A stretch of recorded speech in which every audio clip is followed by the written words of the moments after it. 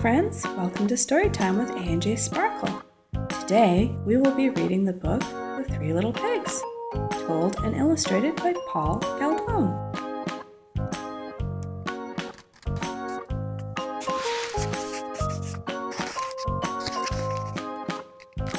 Three Little Pigs.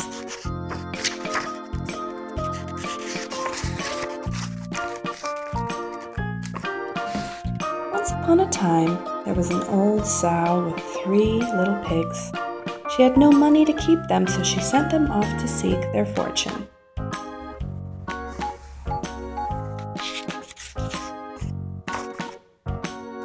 The first little pig met a man with a bundle of straw. He said to him, "Please, man, give me that straw to build me a house." So the man did, and the little pig built his house with it.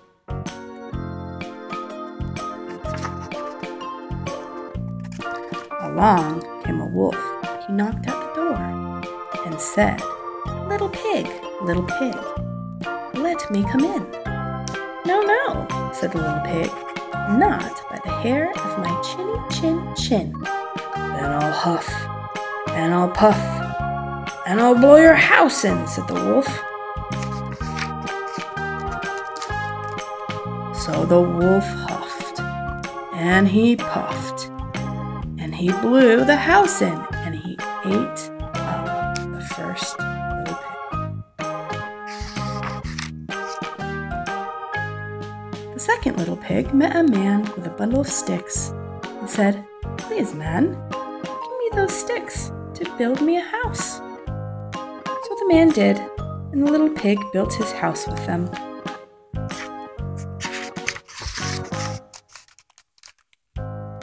Then along came the wolf and said, little pig, let me come in." "No, no, not by the hair of my chin. "Then I'll huff, and I'll puff, and I'll blow your house in," said the wolf.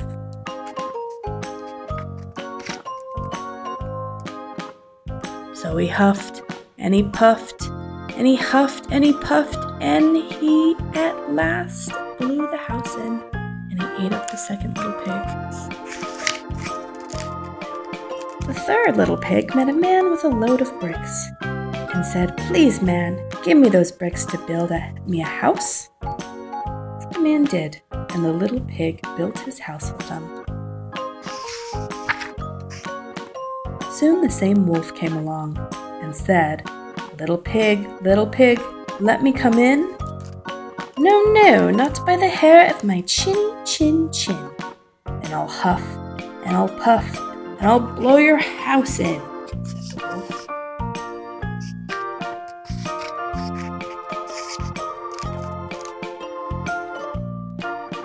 Well, he huffed, and he puffed, and he huffed, and he puffed, and he huffed, and he puffed, but he could not blow the house in.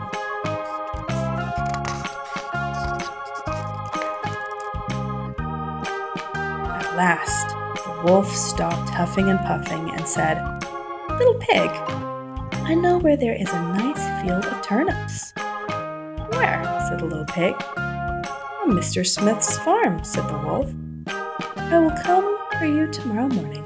We will go together and get some turnips for dinner." "Very well," said the little pig. "What time will you come?" "Oh, at 6 o'clock," said the wolf.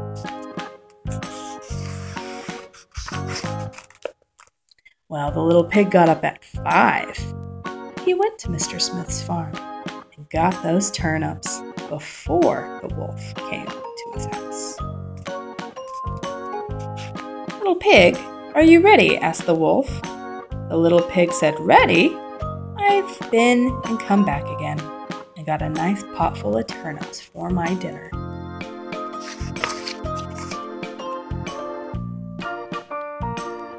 The wolf was very angry, but then he thought of another way to get the little pig. So he said, "Little pig, I know where there is a nice apple tree." "Where?" said the pig.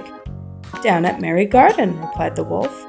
"I will come for you at 5 o'clock tomorrow morning, and we'll get some apples."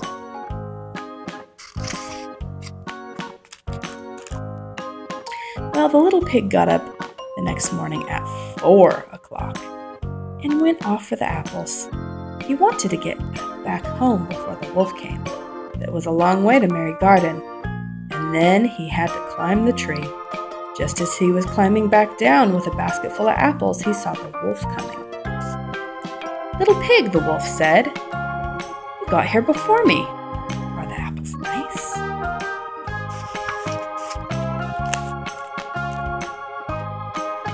"Yes, very," said the little pig. "I'll throw one down to you." And he threw the apple as far as he could throw. While the wolf ran to pick it up, the little pig jumped down and ran home.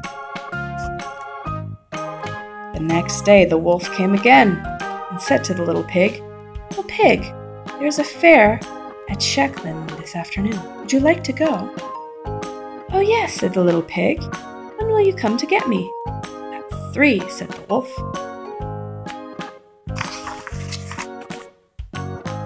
Well, the little pig went off at 2 o'clock and bought a butter churn at the fair. He was going home with it when he saw the wolf coming. The little pig jumped into the butter churn to hide. The churn fell over and rolled down the hill, the little pig in it. This frightened the wolf so much that he turned around and ran home. Later, the wolf went to the little pig's house and told him what had happened.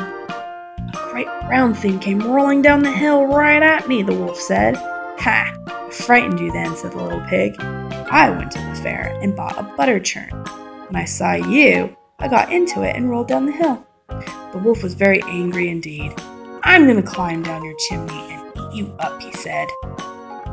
When the little pig heard the wolf on the roof, he hung a pot full of water in the fireplace. Then he built a blazing fire. Just as the wolf was coming down the chimney, the little pig took the cover off the pot, and in fell the wolf. The little pig quickly put on the cover again, boiled up the wolf, and ate him up for supper.